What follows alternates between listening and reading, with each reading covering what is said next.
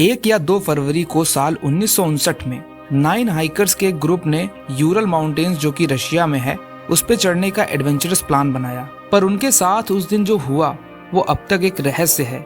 हमारी कहानी Ural polytechnic institute के कुछ माहिर हाइकर्स के साथ शुरू होती है, जिसमें इगोर डाइटलोव, जिनेदा, रस्टेम स्लोबोडिन और इनके साथी यूरी क्रिवोनिसेंको, अलेक्जेंडर कोलेवतोव, निकोलाई थिबोक्स, डबिनीना, अलेक्जेंडर जोलोटारेव और शिमोन शामिल थे। दोस्तों, ये सभी लोग एक्सपीरियंस्ड ग्रेड 2 हाइकर्स थे और जब ये वापस लौटते तो इन्हें ग्रेड 3 का सर्टिफिकेट मिलता, जो उस समय में सोवियत यूनियन द्वारा दिए जाने वाला हाईएस्ट सर्टिफिकेट था। इगोर डाइटलोव, जो इस जर्नी के लीडर थे, उन्होंने जाने से पहले बताया था कि जब उनका ग्रुप विजाई वापस लौटेगा तो वो अपने स्पोर्ट्स क्लब को टेलीग्राम भेजेंगे। उम्मीद थी कि ये टेलीग्राम 12 फरवरी से पहले आ जाएगा, लेकिन इगोर ने यह भी बताया था कि इसमें कुछ देरी भी हो सकती है। अब धीरे धीरे समय बीतता गया और 12 तारीख भी चली गई, कोई भी मैसेज नहीं आया।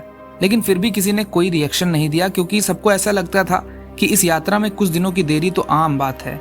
अब दोस्तों, तारीख आ गई 20 फरवरी और किसी के लौटने का कोई संदेश नहीं मिला, तो हाइकर्स की फैमिलीज और फ्रेंड्स बहुत परेशान और चिंतित हो गए। फिर उन्होंने रेस्क्यू ऑपरेशन की डिमांड की, जिसके बाद इंस्टीट्यूट के हेड ने वॉलंटियर स्टूडेंट्स और टीचर्स के एक ग्रुप को रेस्क्यू ऑपरेशन पे भेजा, जिसमें बाद में आर्मी और पुलिस भी इन्वॉल्व हो गई। अंत में दोस्तों 26 फरवरी को खोजबीन कर रहे लोगों ने हाइकर्स की कैंपिंग साइट को ढूंढ लिया, लेकिन जो उन्हें मिला वो बेहद हैरत अंगेज और समझ के परे था। टेंट आधा फटा हुआ था और आधा स्नो से कवर्ड था। टेंट को अंदर से काटा गया था और ऐसा लग रहा था कि मानो हाइकर्स ने किसी अनजान खतरे से बचने की कोशिश की हो। हाइकर्स के शरीर कैंप साइट के आसपास बिखरे हुए थे। कोई भयानक सच था जिसके बारे में लोग अनजान थे।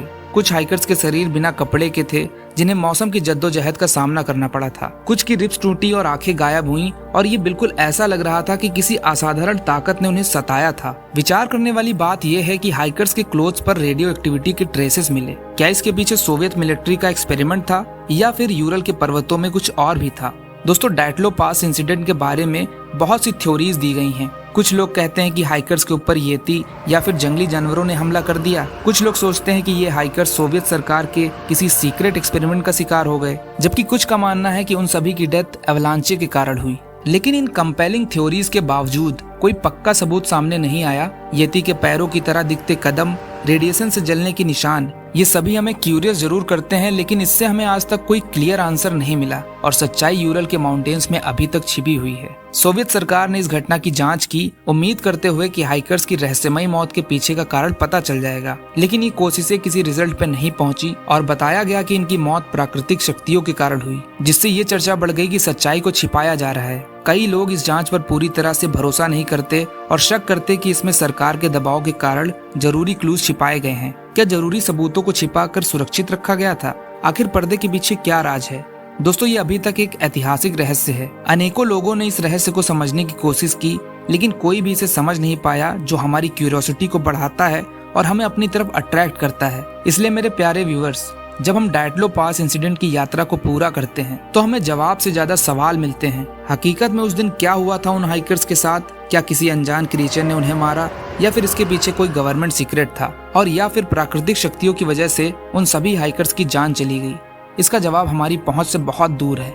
जब हम यूरल पर्वतों के शानदार दृश्य को देखते हैं तब हमें याद आता है कि कुछ राज हमेशा के लिए समय में ही जकड़े रहते हैं, ऐसे समय में जो हवा में महकते रहते हैं। डाइटलो पास इंसिडेंट एक कहानी जो हमारी कल्पना को जगाती है, हमें याद दिलाती है कि जहां हम आज तकनीकी तरक्की के जमाने में हैं, वहां अभी भी कुछ राज हैं जो हमारी समझ के परे हैं। और अगर हम बात करें इंसानों की तरक्की के बारे में, तो उसे आप जान सकते हो लेफ्ट वाली वीडियो पे क्लिक करके। और अगर ये वीडियो आपको अच्छा लगा हो तो लाइक करिए, कमेंट करिए एंड चैनल को जरूर सब्सक्राइब करिए। Be the part of my journey. Thank you so much for watching.